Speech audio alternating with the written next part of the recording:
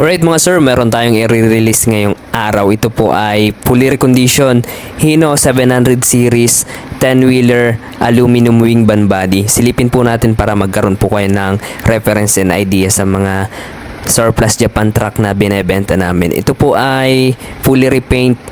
Ayan. 24,000 gross weight capacity, 12,000 net capacity naman. At ito po yung aluminum wing van body. Ayan, solid. Meron po siyang isang fuel tank and then 3 layers running guard. And then ito po yung ilalim. Ayan, kung makikita nyo po, makinis po yung ating chassis. Ayan. Color black po yung pintura ng chassis natin. Surplus Japan. Ayan, naka-airbag suspension po siya. Okay, dito po tayo sa likod. Ayan, kung makikita nyo po yung ating tapalodo ay stainless. Hanggang likod po, makinis yung ating chassis. Alright, so yun mga ka-tracker, ito po yung unit na nilalabas po namin sa yard namin. Ayan, ganyan po yung itsura niya. Maganda yung pinto. Silipin po natin yung loob para makita nyo.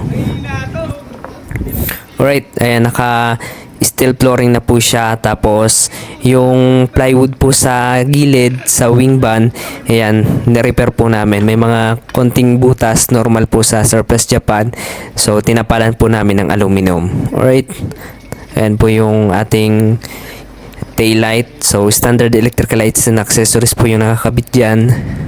Ito po yung kabilang chassis. Ayan, ayan, naka-import type clearance light po tayo. Urig Japan. Sa mga gulong, ayan, surplus Japan po yung gulong natin. Alright, toolbox natin stainless, maganda. Okay, battery natin brand new na 2D 24 volts. Ayan po, kabilaan po yung ating ladder. Urig po sa unit na nakakabit. Hino, naka floor matting, and then brand new dashboard na rin po. Ayan, may aircon po siya. Ayan, maganda. Complete po yung accessories sa loob. Ayan, nandiyan pa po yung mga ashtray. Ayan, 7-speed manual transmission. May backbed po ito mga ka-tracker. Maganda po ito pang malayo ang biyahe. Ayan, solid. So, gumagana po yung lahat ng gauges. Ayan. Alright, meron po tayong reverse cam.